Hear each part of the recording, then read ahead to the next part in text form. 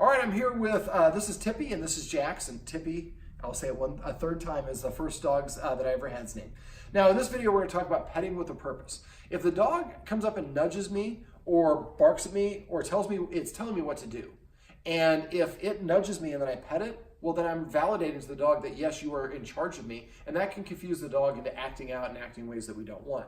So petting with a purpose is really basically what it sounds. It's petting the dog for a reason. Now, anything a dog is doing when you pet it is what you're specifically rewarding or amplifying. And this includes unbalanced states of mind like fear and stress and anxiety. So if your dog is nervous and you pet it and say, it's okay, you're going to make your dog slightly more nervous. And that's the most common mistake people make with dogs. Same thing with excited or happy or whatever it is. Yes, I see you're a little stressed because you got your mouth open.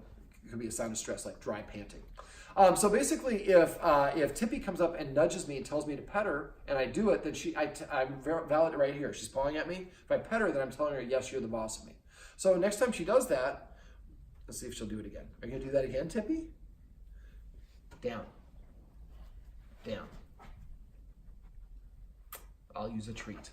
I normally like to do this without a treat, but because it's called petting with a purpose, not treating with a purpose.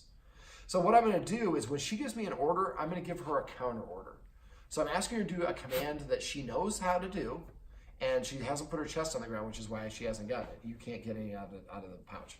So we'll do it here. Sit, sit.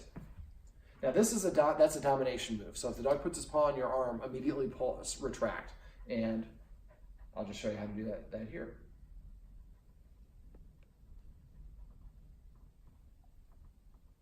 And that actually could be a please, holding the paw up there. But what I did is, as soon as the dog started pawing at me, I retracted. And that's a good way to get a dog not to do that. And if your dog ever does that, immediately stop petting. So basically, if either dog tells me what to do, nothing is going to happen from now on, other than I'm going to give the dog a counter order and tell it to sit. Sit, sit.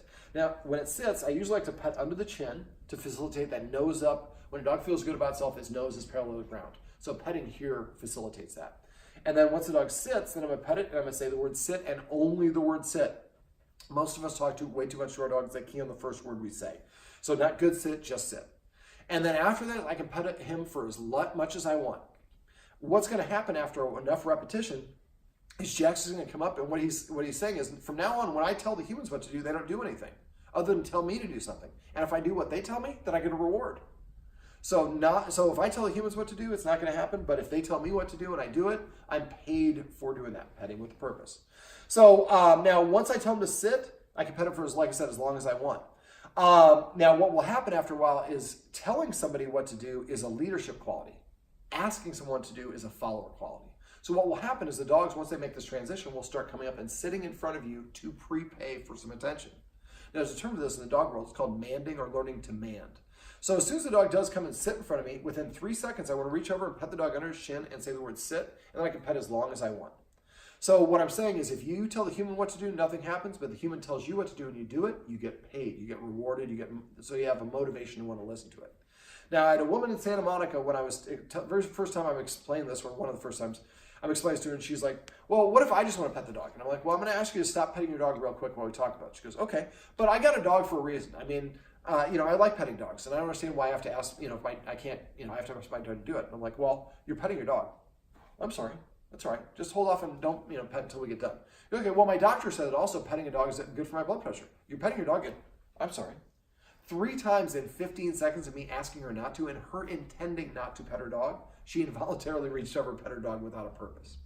So I have a word for this. I call it paycheck. So if someone comes in the room and sees that I'm petting Tippy, and Tippy, let's say, was standing up, they say paycheck. If I argue, no, you missed it, I asked her to do it, she sat down, I kept on petting her, the dog's like, you're on your own pages, I can be on my own page too. So if you say paycheck to me, I immediately stop petting, I say sit. When she sits, I pet her on the chin, say sit, then I can explain. I asked her to sit, when you flushed the toilet, she stood up and I continued petting her, and David said it's allowed, which it is. It's just a gentle reminder because you will not realize how often you pet without a purpose. Now, to answer her question, if she does want to pet the dog and the dog's not demanding attention, but you want to pet the dog, sit. Didn't do it, so I'm not going to comply. But if Jax had sat there, then I would pet under the chin and say the word sit. So I'm going to make the dog earn their affection. Now this will have a compound impact. It'll have a lot of desirable benefits. Number one is the dog starts to see itself as a follower.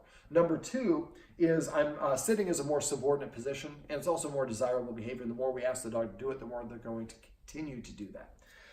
In addition to that, it helps redefine the leader-follower dynamic, because not only do I have to ask for attention, I have to pay for it, and I'm paying for it through a currency of obedience. Now, to answer her question, like I said, even if you do want to do it, make sure you pet the dog yourself. Now, crash is the word that I like to use for laying down. That's petting with a purpose. What I just did there is what I call passive training. Now, passive training, and make sure when your dog does come and sit in front of you to pre-pay attention, for the attention that you do pet them. Otherwise, they're going to go back to nudging you or barking at you. But passive training is the easiest way of training a dog. What it is, I'm going to do it right here as soon as she SITs. I'm not going to tell her to SIT. I'm not going to use my hand to motivate her or motion her in an SIT. But as soon as she does, I'm going to instantly start petting her within 3 seconds. Now, this is the same way that we potty train kids and do other. The first time the kid goes to the bathroom by themselves, the parents make a huge deal out of it because they want the kid to continue doing that.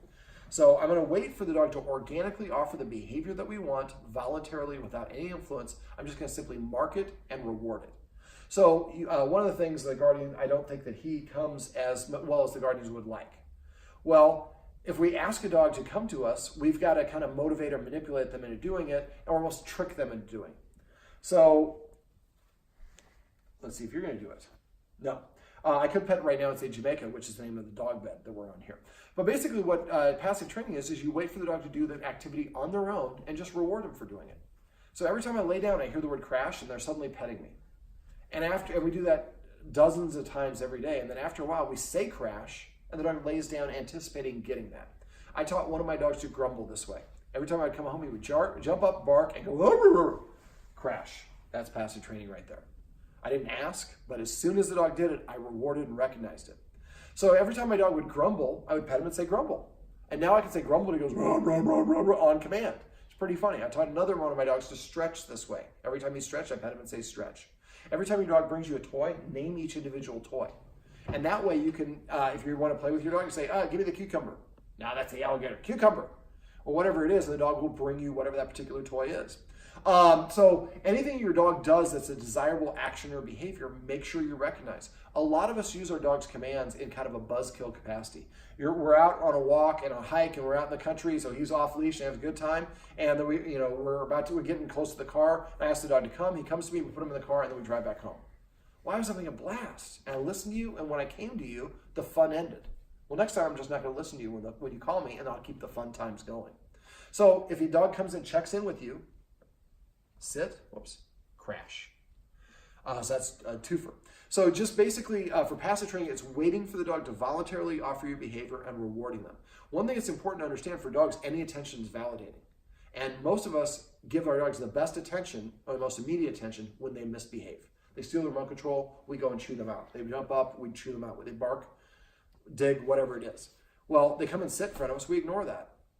They lay down next to us, we ignore that. So we ignore the things that we want and we pay the things we don't want. We are the exact opposite of what we should be doing. If you get a habit of petting with a purpose and passively training your dog, every time you pet your dog, it becomes a micro dog training session that builds the dog respect for you as an authority figure, helps them practice the behavior, and helps them see themselves as subordinate to you, so they have to ask for attention.